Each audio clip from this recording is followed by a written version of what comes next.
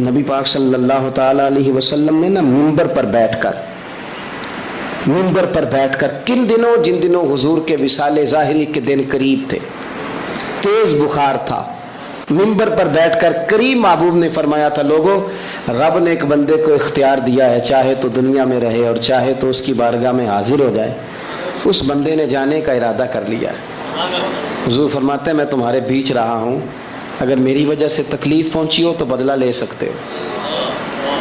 یہ اس طرح کی دعوت نہیں تھی نا جس طرح کی ہم دیتے ہیں۔ حضور کے لیے تو کسی نے گمان بھی کیا تو گناہگار ہوگا، مجرم ہوگا، لیکن ایک صحابی حضرت عکاشہ بن محصن اٹھ کے کھڑے ہو گئے، عرض کی یا رسول اللہ صلی اللہ علیہ وسلم، ایک جنگ کے موقع پر آپ نے مجھے درہ مارا تھا، میں نے بدلہ لینا ہے۔ تو حضور نے فرمایا درہ منگایا جائے۔ حضرت بلال گئے سیدہ فاطمہ کے گھر درہ لینے۔ سیدہ پاک رضی اللہ تعالیٰ عنہ فرمانے لگی بلال درہ اور اس کیفیت میں؟ تو کہا اماں جی یہ معاملہ ہے، بی بی صاحبہ یہ مسئلہ ہے۔ تو حضرت فاطمہ نے دونوں شہزادے ساتھ بھیجے، کہنے لگی عکاشہ سے کہنا میرے پتر دونوں حاضر ہیں، 100 درہ مارے، لیکن حضور کی طبیعت صحیح نہیں ہے، ان کے قریب نہ جائے کوئی۔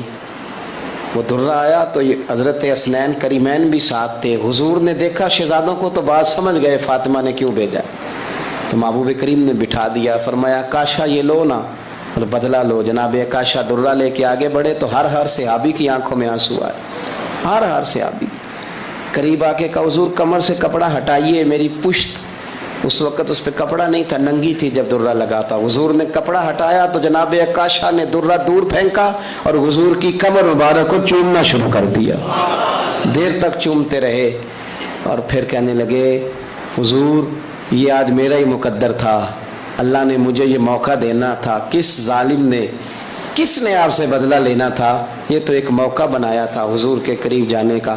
تو حضور نے فرمایا جس نے جنتی کی زیارت کرنی ہو میرے عکاشہ کی کر لے۔ حضور صلی اللہ علیہ وسلم نے فرمایا کہ میرا دل کرتا ہے کہ میں کسی جوان سے کہوں کہ وہ عشاء کی جماعت کرائے، اور میں جوانوں سے کہوں کہ وہ لکڑیاں جمع کریں، اور جو لوگ نماز پڑھنے نہیں آئے میرا دل کرتا ہے ان کے گھر جلا دوں۔ اتنا سخت تاکیدی حکم جماعت کے لیے بیان کیا، لیکن یہ بھی بیان کر دیا کہ اگر تم نے کچا لہسن کھایا ہے، پیاز کھایا ہے، مولی کھا لی ہے، تمہارے منہ سے بدبو آتی ہے یا تمہارے جسم سے کسی وجہ سے بدبو آتی ہے تو مسجد نہ آنا، نمازیوں کو تکلیف ہوگی۔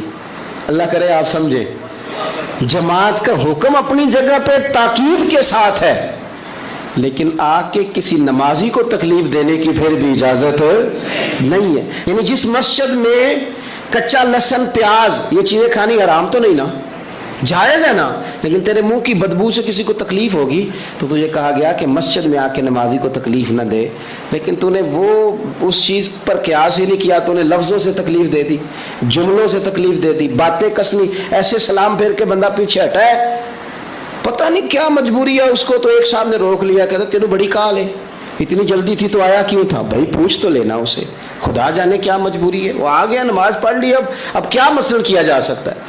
تو اس طرح نہ کرے۔ وہ کسی نے کہا تھا میرا اس شہر عداوت میں بسیرا ہے جہاں لوگ سجدوں میں بھی لوگوں کا برا سوچتے ہیں، لوگ سجدوں میں بھی لوگوں کا برا سوچتے ہیں۔ تو آپ کے جو حقوق العباد کے معاملات ہیں اس میں صرف نماز روزے کی گواہی ہی قابل قبول نہیں ہے، حقوق العباد کا مسئلہ بڑا ضروری ہے۔ آپ کے لین دین کے معاملات کس طرح کے ہیں یہ معاملہ بڑا ضروری ہے، آپ معاملات کے کتنے صاف ہیں یہ مسئلہ بڑا ضروری ہے، آپ اپنے وعدوں کے کتنے پابند ہیں یہ معاملہ بڑا ضروری ہے، آپ قول و قرار پہ کتنی جلدی پہنچتے ہیں یہ معاملہ بڑا ضروری ہے، آپ کا حقوق العباد کے مسئلے میں صاف ہونا، لین دین کے معاملات میں صاف ہونا، رشتہ داروں کے ساتھ آپ کے تعلقات کا کھرا ہونا، پڑوسیوں کے ساتھ معاملہ ٹھیک ہونا، آپ کے دوستوں کے ساتھ جو آپ کے ساتھ رہتے ہیں ان کے ساتھ معاملہ ٹھیک ہونا۔ ایک بندے نے نا گواہی دینی تھی، حضرت عمر کا زمانہ تھا،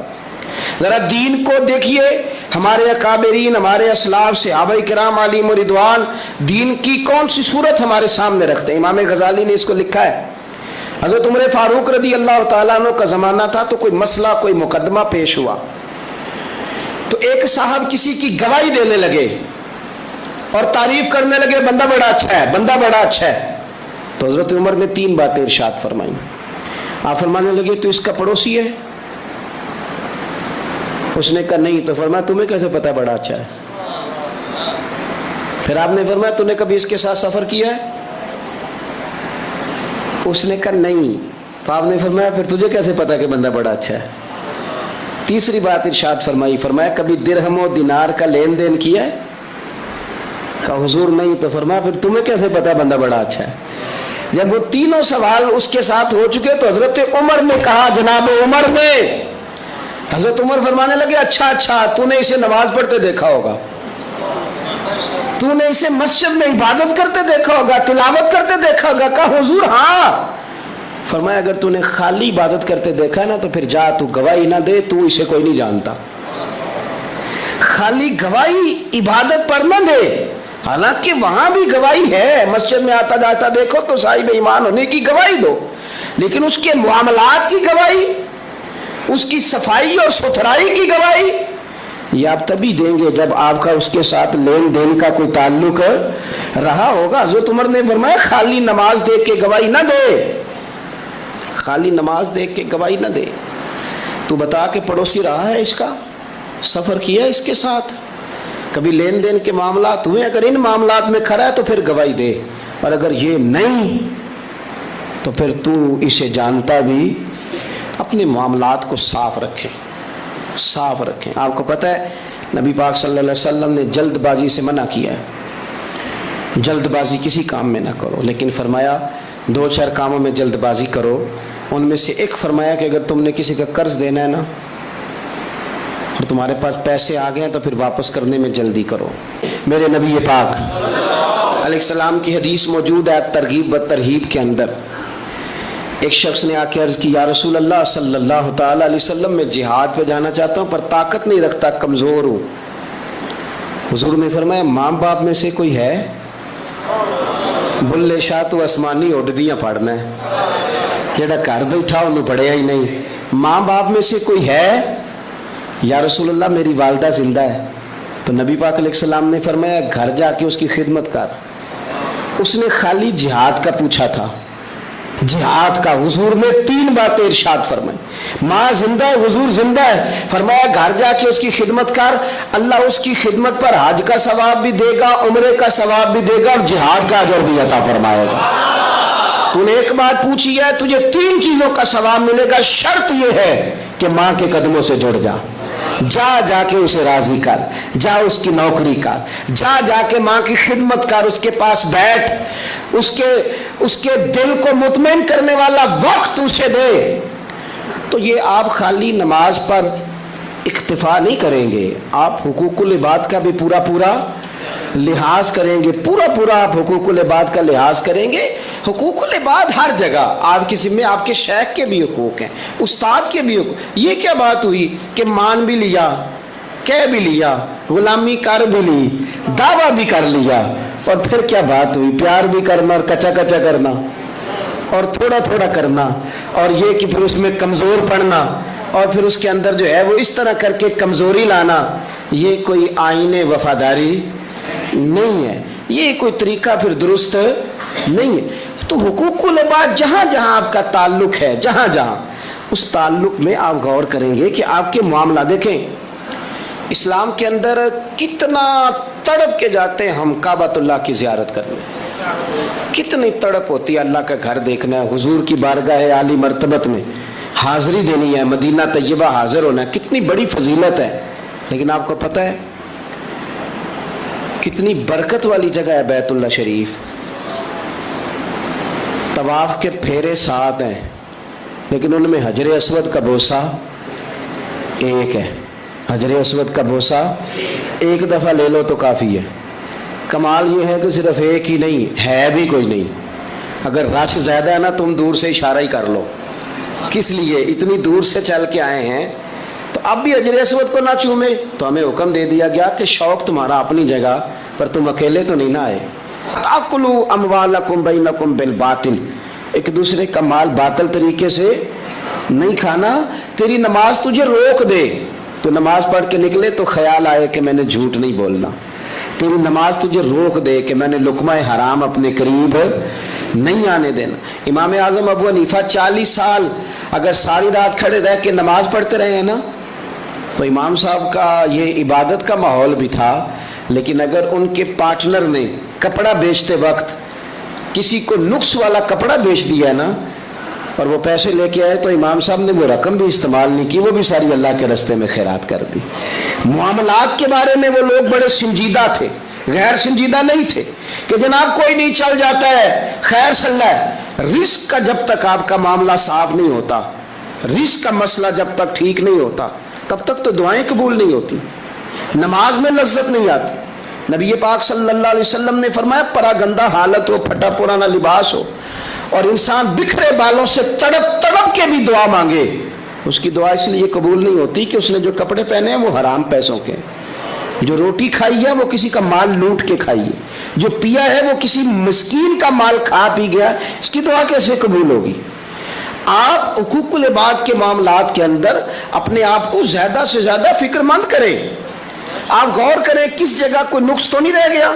سیدہ عائشہ صدیقہ یہ بڑی نصیبوں والی خاتون ہے, یہ وہ خوش بخت عورت ہے کہ جس کے گھر میں حجرہ نور میں داخل ہو کے مدینے والے محبوب کہتے تھے کہ سکون محسوس کرتا ہوں. حضور کی سیرت بتاتی ہے کہ حضور وہاں سکون محسوس کرتے. حضرت عائشہ صدیقہ نے حضور سے دین لیا اور محبوب کریم کا سر نور ان کی گود میں رہتا تھا جب وہ حضور سے سوالات پوچھا کرتی تھی.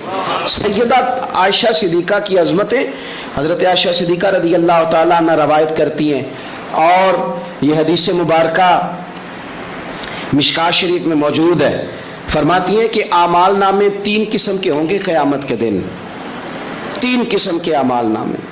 مجرم جو ہوں گے جرم کر کے آئیں گے ان کے 3 قسم کے اعمال نامے ہوں گے. فرماتی ہیں میں نے نبی پاک صلی اللہ علیہ وسلم سے سنا کہ 3 قسم کے لوگوں کے اعمال نامے ہوں گے. ایک وہ لوگ ہوں گے, وہ والا معاملہ ہوگا جو رب کا بندوں کا عقیدے کے ساتھ ہے. اگر کوئی بندہ شرک کر کے آیا ہوگا تو اللہ اس شرک کو کبھی معاف نہیں کر. ان اللہ لا یغفر ان یشرک بہ ویغفر ما دون ذلک لمن یشاء. بے شک اللہ معاف نہیں کرے گا کہ اس کے ساتھ شرک کیا جائے, باقی وہ اس کے علاوہ جس کو چاہے گا اپنے فضل سے معاف فرما دے گا. تو ایک تو یہ اعمال نامہ قیامت کے دن ہوگا, جو مشرک ہوگا اسے معاف نہیں کیا جائے گا. اور دوسرا سیدہ عائشہ صدیقہ رضی اللہ تعالیٰ عنہ فرماتی ہیں کہ نبی پاک علیہ السلام نے فرمایا ایک معاملہ ہے حقوق العباد کا, بندوں کے ساتھ معاملہ. کسی نے کسی کی ذلت کر دی, رسوائی کر دی, مال دبا لیا, تانا دیا, تکلیف دی. فرمایا یہ دوسرا اعمال نامہ ہے, یہ بھی رب اتنی دیر تک معاف نہیں کرے گا جب تک بندہ بندے کو معاف نہیں کرے گا, یہ معاف نہیں کیا جائے گا. اور تیسرا فرمایا معاملہ اللہ اور بندوں کا ہے, عبادت کا معاملہ ہے, نماز کا معاملہ ہے, روزے کا معاملہ ہے. فرمایا اس میں رب بڑا کریم ہے, اپنے فضل سے فیصلہ کرے گا, چاہے تو آزاد دے اور چاہے تو اپنے فضل سے بندوں کو معاف فرما دے, چاہے تو اپنے فضل سے معاف کر دے. 3 قسم کے معاملات قیامت میں ہوں گے. حقوق العباد کے معاملے کو درمیان میں بیان کیا گیا.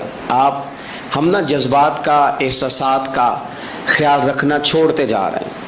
مجھے اپنی روٹی عزیز ہے, میں باہر سے آیا ہوں اور میں نے آ کے گھر کے اندر تلخ باتیں شروع کر دی, سخت جملے کسنا شروع کر دیے کہ میں باہر سے آیا ہوں, میرے لیے کھانا نہیں پکا. میں نے یہ دیکھا ہی نہیں کہ شاید پکانے والا بیمار ہی نہ ہو, کہ میں نے پوچھا ہی نہیں کہ جو گھر کے اندر تھا وہ کسی تکلیف میں نہ ہو.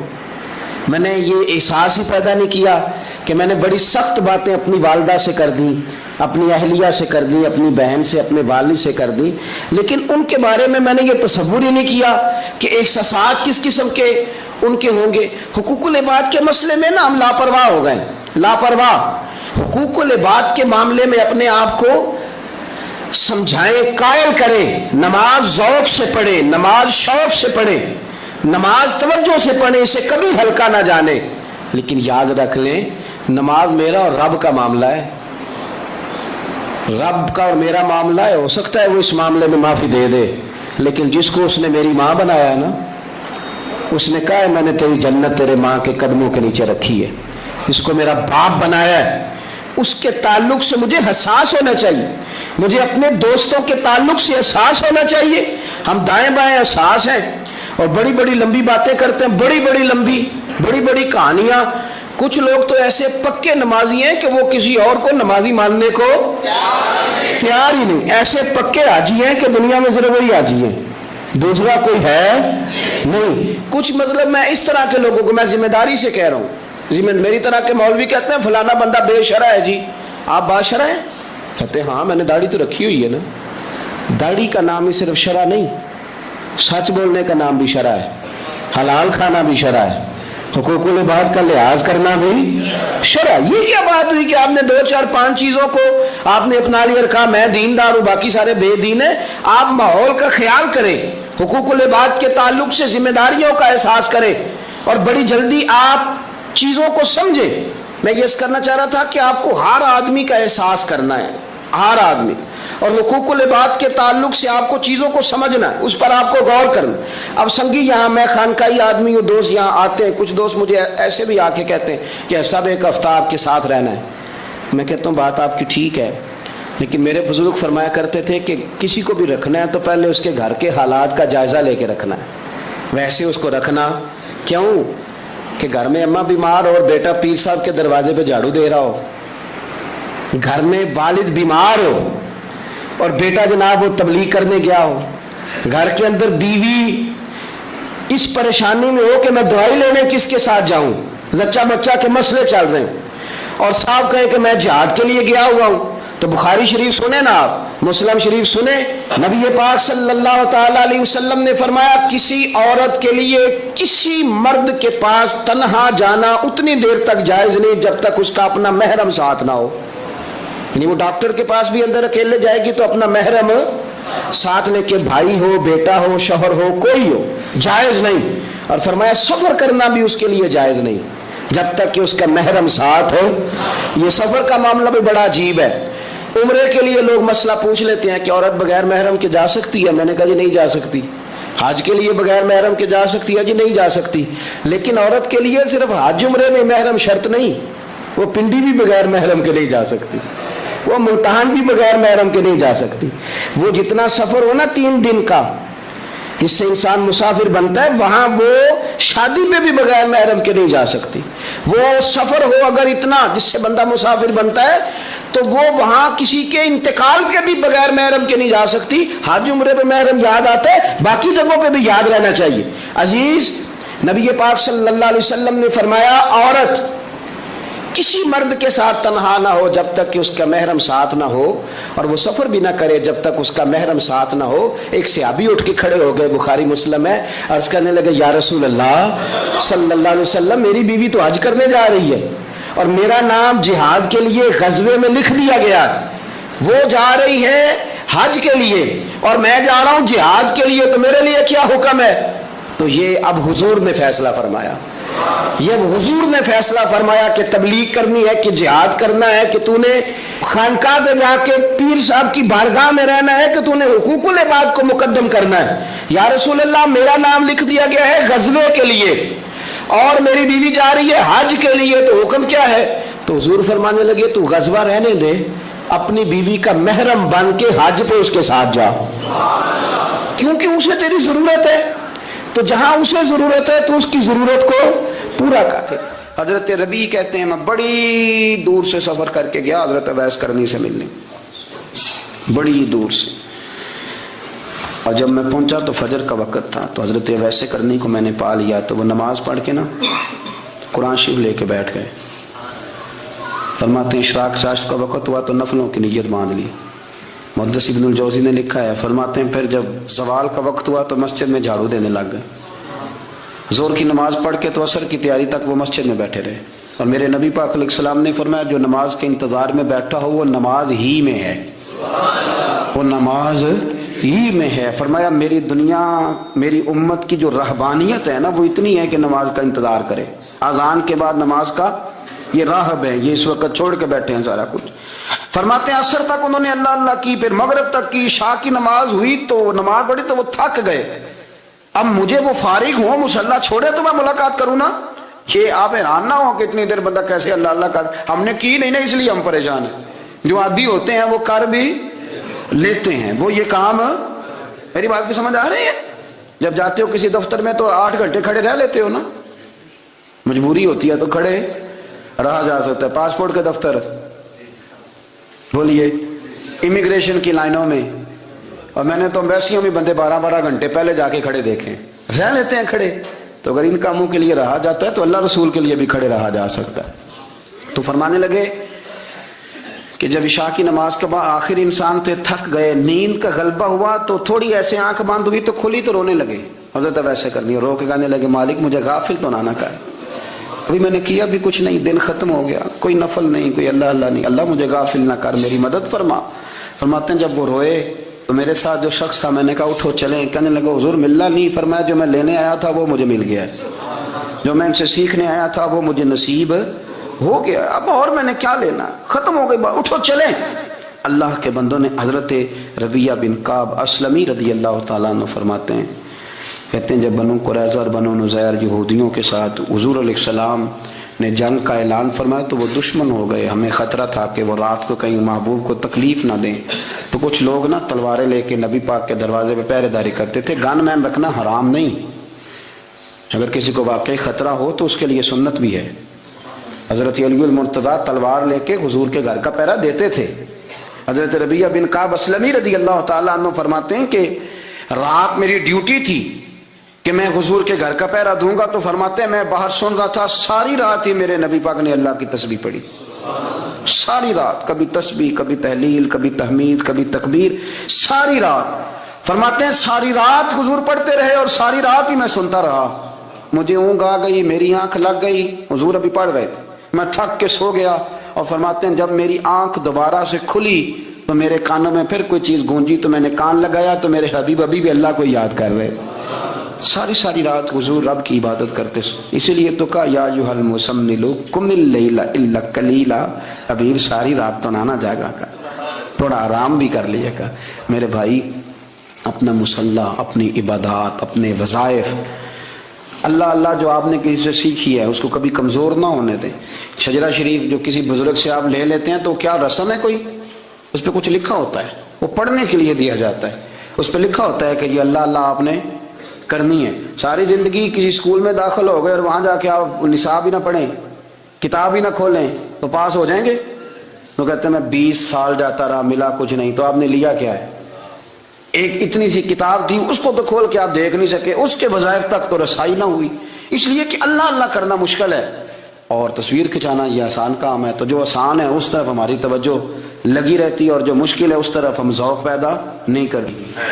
تمہیں پتہ ہے کہ عبادت اللہ کی کرنی چاہیے, تمہیں پتہ ہے کہ نماز پڑھنی چاہیے, تم جانتے ہو کہ نوافل ادا کرنے چاہیے, تمہیں پتہ ہے کہ سجدے آنکھیں بند کر کے جھوٹ کی زندگی جی کے اپنے ساتھ بددیانتی کر کے دھوکہ دے کے اپنے آپ کو دائیں بائیں اپنے آپ کو کہیں مصروف رکھ کے کچھ وقت ضائع تو کر لیتے ہو, پر تمہیں پتہ تو ہے نا کہ عبادت اللہ کی کرنی, تمہیں اس کی خبر ہے. فرمایا اس رب کی, دیکھیں نا انسان پر اگر کوئی شخص نیکی کر دیتا ہے, احسان کر دیتا ہے, تو انسان اس کے سامنے پھر گردن نہیں اٹھا سکتا, یار یہ میرے مشکل وقت کا دوست ہے, اس نے میرے ساتھ نیکی کی ہے, کبھی بھی گردن نہیں اٹھائے گا, جھکا کے رکھے گا. تو اگر عام کوئی نیکی کر دے تو اس کے سامنے انسان کبھی گردن نہیں اٹھاتا. تو جو رب ساری نعمتیں عطا فرمائے, جو کہے کہ تیری تخلیق میں نے کی, تجھ سے پہلوں کو بھی پیدا میں نے کیا, تیرے لیے زمین کا بچھونا بھی میں نے بچھایا, آسمان کی چھت بھی میں نے لگائی, تیرے لیے زمین سے ساری اناج کو, پھل کو, کھیتیوں کو نکالا بھی تیرے لیے. اب تو اس طرح کر کہ تو میری عبادت کر, تو میری بارگاہ میں جھک جا. بہت سارے نشے لوگوں کو لگے ہوئے ہوتے ہیں, ہر آدمی کوئی نہ کوئی نشہ کرتا ہے, کوئی دولت کا کرتا ہے, کوئی شہرت کا کرتا ہے, کوئی اپنی تعریف کا نشہ کرتا ہے, 2-4 لوگوں سے تعریف سن کے مطمئن ہو جاتا ہے. ناراض تو نہیں ہو گیا اس جملے سے آپ؟ کرتے ہیں لوگ دولت کا نشہ بھی. یہ جب نقصان ہوتا ہے تو بندے بیمار نہیں ہو جاتے, پیسے ڈوب جاتے ہیں تو لوگ بیمار نہیں ہو جاتے. تو اس کا مطلب یہ ہوتا ہے کہ نشہ ٹوٹ گیا ہے. اب بہک ہوئے ہیں نا تھوڑے سے تو کانپتے ہیں, تڑپتے ہیں, پریشان. نشہ ہی اسی طرح ہی کرتا ہے نا, نہیں ملتا تو پریشان ہوتا ہے. یہ سارے نشے ہیں, مختلف قسم کا نشہ. اب مانتے نہیں اس بات کو, تسلیم نہیں کرتے, کیونکہ تسلیم کرنا بڑا مشکل کام ہے. اس کے لیے تو بڑی ساری چیزیں جو ہیں وہ دبوچ کے اور بڑی سارے رستے پھلانگ کے آنا پڑتا ہے، تو بڑا مشکل ہے ماننا، ورنہ کرتے ہیں ہم، ہمارا مزاج ہے۔ یہ گھومنے پھرنے کا، دنیا دیکھنے کا بھی ایک نشہ ہے، یہ بہت ساری باتیں کرنے کا بھی ایک نشہ ہے، گپ شپ کا بھی ایک نشہ ہے۔ دو چار لوگوں کی جب تک پگڑیاں نہ کھول لیں بعض لوگوں کو نیند نہیں آتی۔ یہ غیبت کا، چغلی کا، بددیانتی کا یہ بھی ایک نشہ ہے۔ اس پر ملا رومی رحمۃ اللہ نے بڑا کلام لکھا ہے، وہ کہتے ہیں مانگ کے کھانے کا بھی نشہ ہے، مانگ کے کھانے کا بھی نشہ ہے۔ وہ کہتے ہیں کہ ایک بھیک مانگنے والی خاتون تھی، تو بادشاہ کے پاس بھیک مانگنے آئی، تو بادشاہ کو پسند آ گئی، اس نے شادی کر لی۔ اب اس کو عادت تھی بھیک مانگ کے کھانے کی، تو وہ کنیزوں سے کہا کرتی تھی کہ فٹافٹ نہ روٹی لے کے آیا کرو، میں 2-3 دفعہ مانگوں تو پھر لایا کرو، کیونکہ ایک نشہ ہے نا، تو میں مانگوں 2-4 دفعہ تو پھر۔ تو انسان بہت سارے نشے کرتا ہے، یہ مانتا نہیں، یہ موبائل، یہ فیس بک، یہ سارے نشے ہی ہیں۔ اپنی فوٹو لگا لینا، سارا دن اسی کو دیکھتے رہنا۔ اور بڑے بڑے سیانے بندے جو وزادار ہیں، بڑے وزادار لوگ ہیں، لیکن وہ بھی سنجیدگی کے قائل نہیں، اس طرح کے نشوں کا شکار ہیں۔ یہ سارے نشے ہیں جو ہم نے پال لیے ہیں۔ ہمارے صوفیاء، ہمارے بزرگ فرماتے ہیں کہ تم اس طرح کرو، اگر سارے نشوں سے بچنا چاہتے ہو تو سجدے کا نشہ شروع کرو، سجدے کا نشہ شروع کرو۔ یہ نا اقبال کہتے ہیں عطار ہو، رومی ہو، رازی، آپ بات کو سمجھیں، عطار ہو، رومی ہو، رازی ہو، غزالی ہو، کچھ ہاتھ نہیں آتا بے آہ سحر گاہی۔ کہتے بہت بڑا صوفی ہو جیسے فرید الدین عطار تھے، بہت بڑا تصوف کا امام ہو جیسے امام غزالی تھے، بہت بڑا تفسیر کا استاد ہو جیسے امام رازی ہو، عطار ہو، رومی ہو، رازی ہو، غزالی ہو، پر کچھ ہاتھ نہیں آتا بے آہ سحر گاہی۔ اگر سویرے اٹھ کے روتا نہیں نا اللہ کی بارگاہ میں، اگر تہجد نہیں نہ پڑھتا تو کچھ ہاتھ نہیں آتا بے آہ سحر گاہی، پھر اس کو کوئی چیز نصیب۔ میری بات کی سمجھ آ رہی ہے آپ حضرات؟ جب تک آپ سویرے نہیں اٹھتے، آپ اللہ اللہ نہیں کرتے، آپ کو نوافل کا چسکا نہیں، عبادت کا مزہ نہیں، فرمایا میری عبادت کرو، یہ شوق پیدا کرو، میں نے تمہیں پیدا کیا ہے۔ ہم لوگوں کے نشے ہیں، مختلف نشے ہیں، بڑا عجیب رنگ ہے۔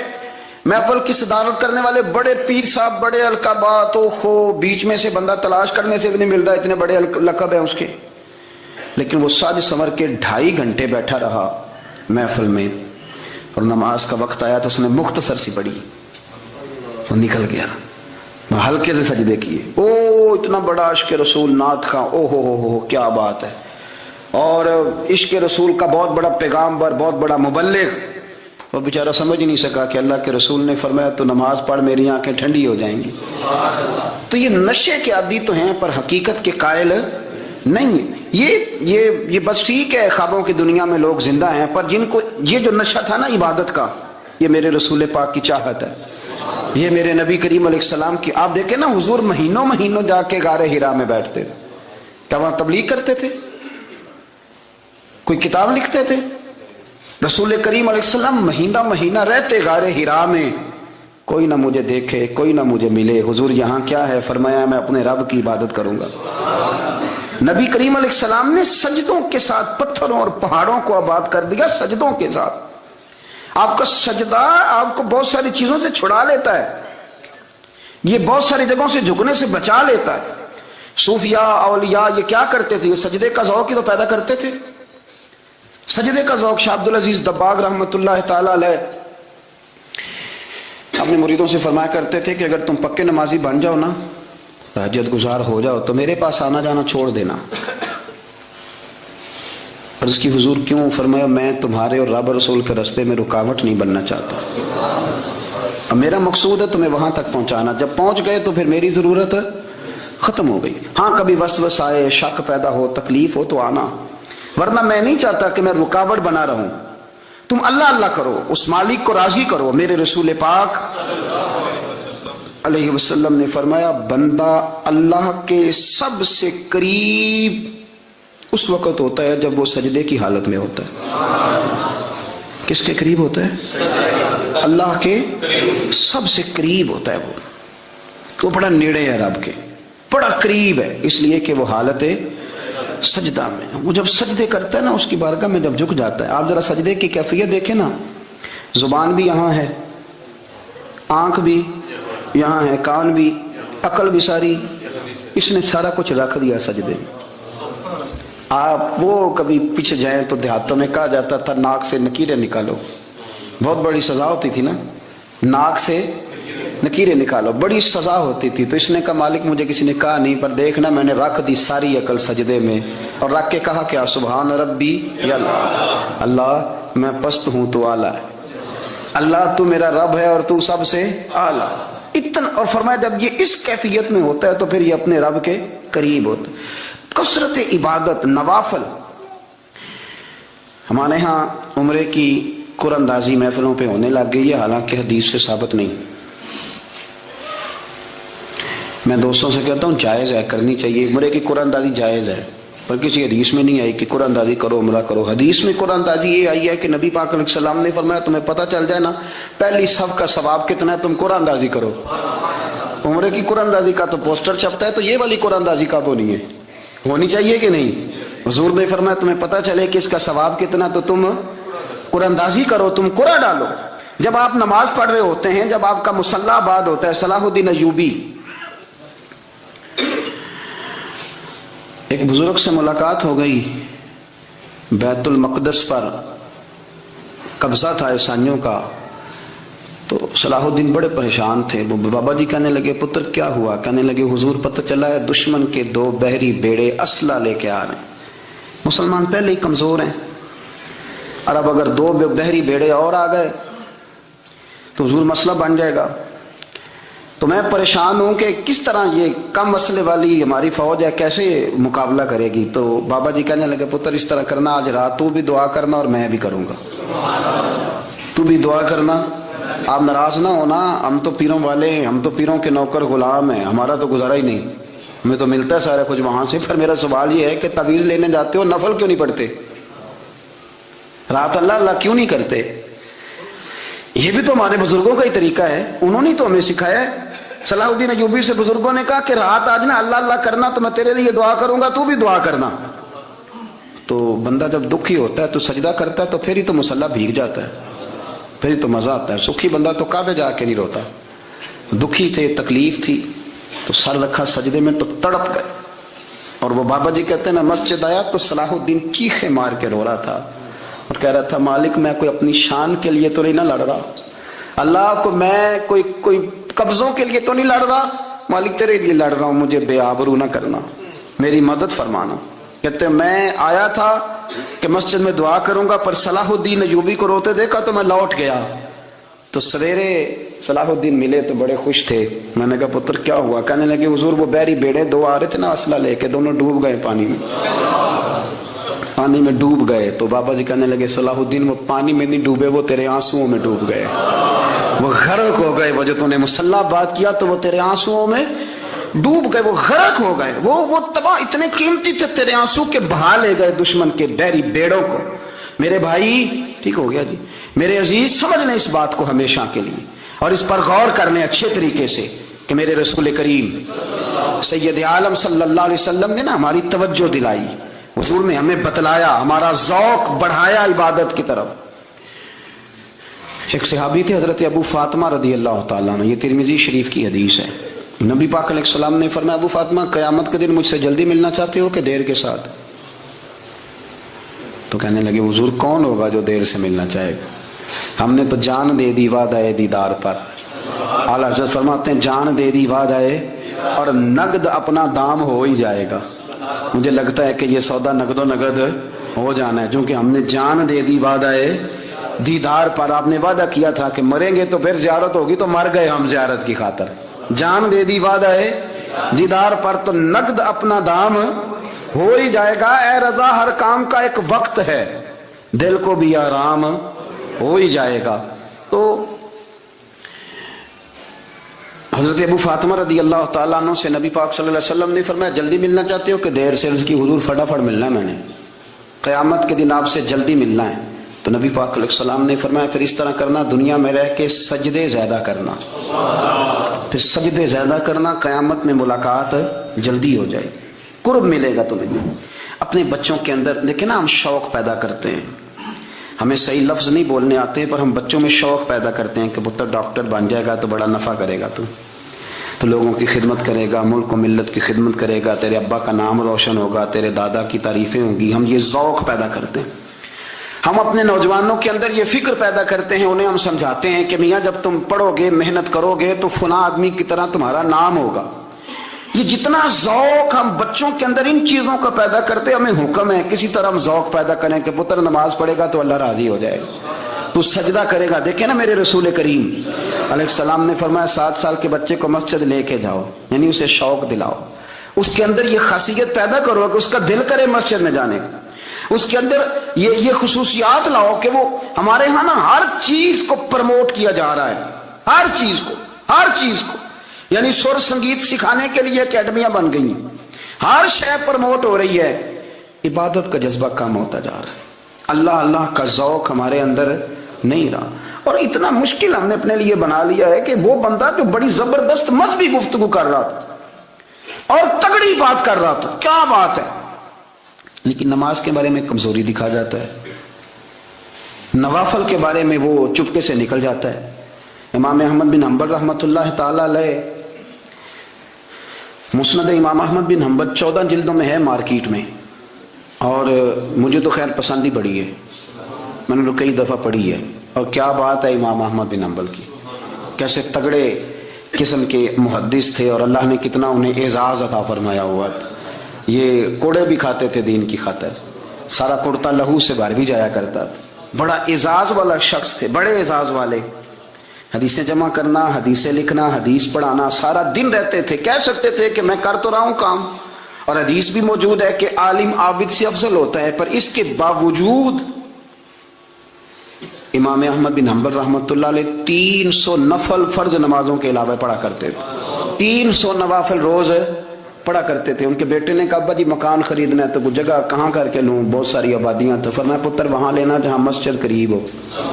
میرے رسول کریم سید عالم صلی اللہ علیہ وسلم اتنا پسند کرتے مسجد کو، اتنا پسند کرتے نماز کو کہ رسول کریم صلی اللہ علیہ وسلم تہجد کی نماز بھی پڑھتے، پھر حضور فجر کی نماز بھی پڑھتے، نبی پاک وتر کو الگ کر کے پڑھتے، عشاء کے ساتھ نہیں پڑھتے۔ یہ تو ہم اس لیے اجازت دی ہمارے بزرگوں نے کہ بعد میں اٹھے گا کون علیحدہ وتر پڑھنے کے لیے، عشاء کے ساتھ پڑھ لے، وتر پڑھتے، تہجد پڑھتے، فجر پڑھتے، اشراق پڑھتے، چاشت پڑھتے، پھر مغرب کی نماز کے بعد 6 رکعت اوابین پڑھتے، پھر رات کو صلاۃ اللیل پڑھتے۔ سیدہ عائشہ صدیقہ کہتی ہیں زمانہ سو جاتا اور میرے رسول مصلی بچھا کے کھڑے ہو جاتے، او یار کھیتی باڑی کر کے نہیں، محنت مزدوری کر کے نہیں۔ جناب عائشہ کہتی ہیں میں یہ بھی دیکھتی کہ حضور ایک آیت شروع کرتے تو ساری رات اسی کو پڑھتے، اور میری نظر جاتی تو قدم مبارک پہ ورم آ جاتا، یار نماز پڑھ کے اتنی مشقت کر کے، اتنی جد و جہد کر کے ورم آ گیا، یا رسول اللہ اتنی محنت کیوں کرتے ہو؟ فرمایا فلا اکون عبدا شکورا، کیا میں اپنے رب کا شکر گزار بندہ نہ بنوں؟ صحابہ کا ذوق عبادتوں کا، ریاضتوں کا، تلاوتوں کا، طبیعت ہے ان کی، وہ ایک دوسرے کو، حضرت مولا علی شیر خدا کرم اللہ تعالی وجہہ الکریم کے زمانے میں روم کے بادشاہ نے کہا یار یہ مسلمانوں کا پتہ تو کرو، یہ آخر کیوں اتنے زیادہ مجاہد ہیں؟ اس زمانے میں جاسوس بھیجنے کا مزاج تھا، اب تو جاسوس پکڑا جاتا ہے، اب تو جاسوس اور جاسوسی کا شوق ویسے آج بھی ہے۔ عرض کروں تھوڑی سی بات اس عنوان سے، پتہ کیا ہمارا مسئلہ ہے؟ ہم جہاں جاتے ہیں نا وہاں تھوڑی خوشبو سونگنے کی کوشش کرتے ہیں، وہ کیا ہے تو یہ کیا ہے تو ادھر کیا ہے تو تھوڑا سا ادھر کیا ہے۔ میرے رسول پاک پڑھیے درود شریف، سارے پڑھیے ذرا زور سے، صلی اللہ تعالی۔ نبی پاک علیہ السلام نے فرمایا جاسوسی نہ کرنا ورنہ تم بندوں کو خراب کر دو گے، اور فرمایا اس طرح نہ ہو کہ تم کسی کے آپ کھول نہ نکلو تو تمہارے پہلے کھل جائیں۔ یہ جو ذوق ہے نا یہ ختم کریں، چھوڑیں، مطلب آپ کس چکر میں پڑے ہوئے ہیں، اتنی زیادہ توجہ کرنے کی کیا ضرورت ہے؟ کام سے کام رکھیں، اس میں بندہ تھوڑا سا نا آسان رہتا ہے۔ یہ جو بہت زیادہ ٹٹولنے والے لوگ ہوتے ہیں نا وہ بیچارے پھر عمر ٹٹولتے ہی گزار دیتے ہیں، اس لیے کہ مزاج ہی بہت پکا ہے، بوری کا منہ کھول کے اندر تک ہاتھ ڈالنا، تو پھر کئی دفعہ سامنے سے بچھو بھی لڑ جاتا ہے، خرابی ہوتی ہے۔ تو جاسوسی کی جاتی تھی، اس نے بھی جاسوس بھیجے، کیونکہ قبیلوں کے لوگ تھے، کچھ مسلم کچھ کافر، پہچانے نہیں جاتے تھے لوگ، تو کچھ لوگ اس نے بھیجے، انہوں نے آ کے نا تحقیق کی، ریسرچ کری کہ آخر ماجرا کیا ہے. تو واپس جا کے انہوں نے رپورٹ دی نا روم کے بادشاہ کو. اس رپورٹ کا ایک جملہ بڑا شاندار ہے. وہ کہنے لگا بادشاہ ہمیں مسلمانوں کی کوئی سمجھ نہیں آئی, ہمیں کوئی سمجھ نہیں آئی. انہوں نے کہا کیوں نہیں سمجھ آئی؟ کہنے لگے یار عجیب بندے ہیں, جب رات مصلے پہ بیٹھتے ہیں تو یوں لگتا ہے ان کا دنیا سے رشتہ ہی کوئی نہیں, کوئی کسی کو نہیں جانتا. کوئی اپنے دکھ سنا کے رو رہا ہے, وہ اپنی بات کر کے رو رہا ہے, لگتا ہے کہ ان کا کوئی رشتہ ہے ہی نہیں جب مصلے پہ بیٹھتے ہیں. اور فرمایا جب سویرے یہ جہاد کرنے نکلتے ہیں تو لگتا ہے ان سے زیادہ دلیر ہی کوئی نہیں.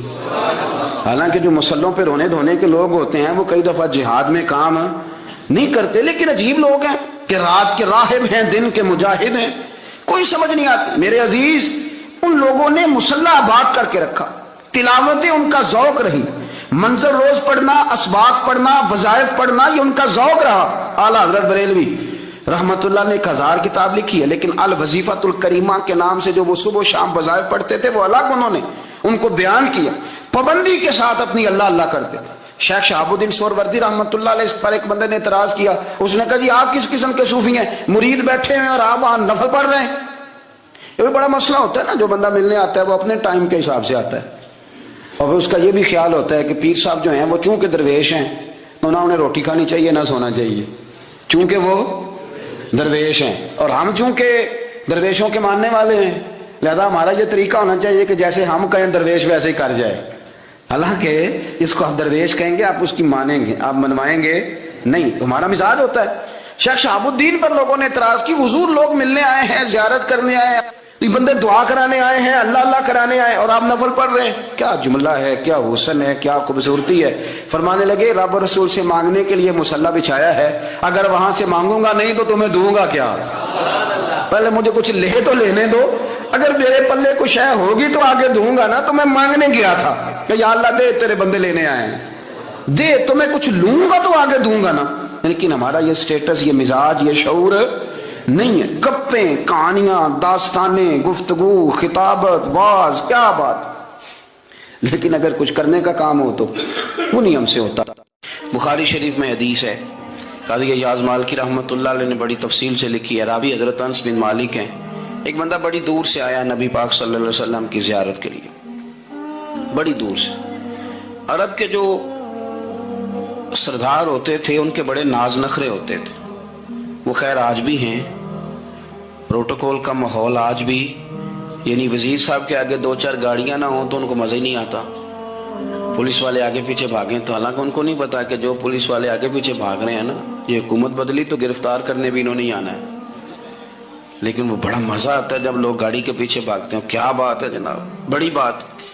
اور ہماری طبیعتوں میں پتہ نہیں کون سی, یہ پیسے پھینکنے والے دوست مجھ سے ناراض نہ ہو جائیں, لیکن میں اکثر سوچتا ہوں کہ یار یہ کس طرح کا کام ہے کہ پہلا کھلارنے پھر آپ اکٹھے کرنے, تو آپ کٹھے دے دیں جس کو دینے ہیں, ختم ہو جائے بات.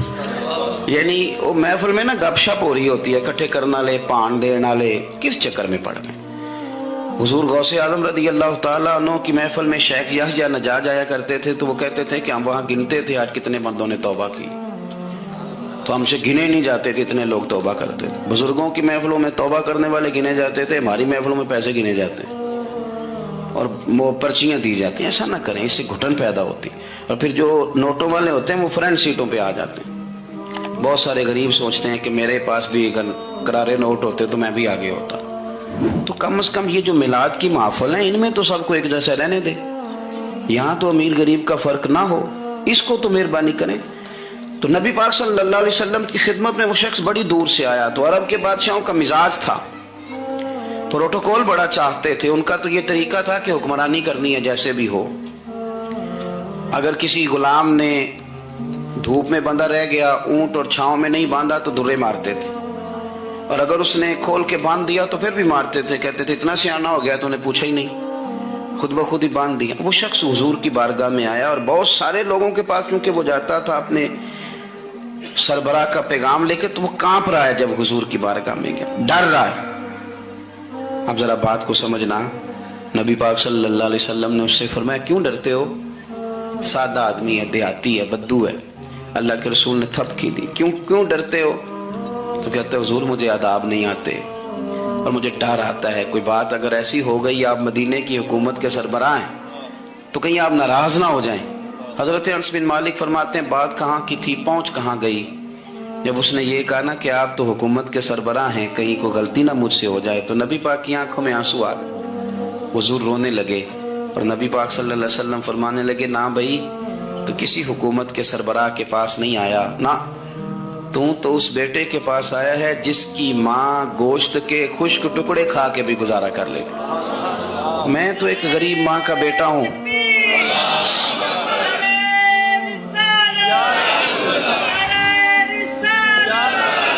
بھائی اگر آپ کا یہ ذوق بن جائے، دیکھو نا آج تو لوگ بھول جاتے ہیں نا، کپڑے بدل لیتے ہیں تو وہ سمجھتے ہیں کہ شاید سارا کچھ ہی بدل گیا، یعنی گاؤں سے آ کر پڑھنے والے بھول ہی گئے ہیں کہ کس کی ماں نے کتنا زیور بیچا تھا۔ لوگ بھول جاتے ہیں چیزوں کو، اپنے ماضی کو یاد رکھیں، آپ لوگوں کے ساتھ پیار کریں، آپ لوگوں کو موقع دیں، آپ تھوڑی سی اور کوشش کریں اس شخص تک جانے کی جو آپ کو مایوس نظر آ رہا ہے، پریشان نظر آ رہا ہے۔ یہ ہمیں میلاد والے محبوب صلی اللہ علیہ وسلم نے درس دیا۔ رسول کریم صلی اللہ تعالیٰ علیہ وآلہ وسلم فرماتے ہیں ایک شخص نے بیل پہ سواری کر لی تھی۔ بیل سواری کے لیے نہیں پیدا کیا گیا، سواری کے لیے اونٹ ہیں، خچر ہیں، گھوڑے ہیں، گدھے ہیں، بیل کھیتی باڑی کے لیے۔ اس شخص نے جب بیل پہ سواری کی تو بیل پیچھے مڑ کے دیکھنے لگا اور کہنے لگا یار تو بڑا بیوقوف ہے، بول کے کہنے لگا مجھے اللہ نے سواری کے لیے نہیں پیدا کیا، میرے سے وہ کام لے جس لیے میں پیدا کیا گیا ہوں۔ تو بندہ ڈر گیا، کہنے لگا بڑی حیرانگی والی بات نہیں کہ بیل بولتا ہے، تو بیل پھر بول پڑا، کہنے لگا اس سے بھی زیادہ حیرانگی والی بات ہے۔ اس نے کہا وہ کیا؟ کہنے لگے مدینے میں نبی پاک آ گئے ہیں اور تو نے ابھی تک کلمہ ہی نہیں پڑھا، یہ اس سے بھی زیادہ حیرانگی والی بات ہے۔ جامع المعجزات میں حدیث موجود ہے، حضور آ گئے اور تو نے کلمہ ہی نہیں پڑھا۔ وہ شخص کہتا ہے میں سر پٹ دورا، جب آ کے سامنے کھڑا ہوا تو حضور مسکرائے، فرمایا آجا پڑھ لے کلمہ، مجھے پتا ہے تجھے کس نے بھیجا ہے۔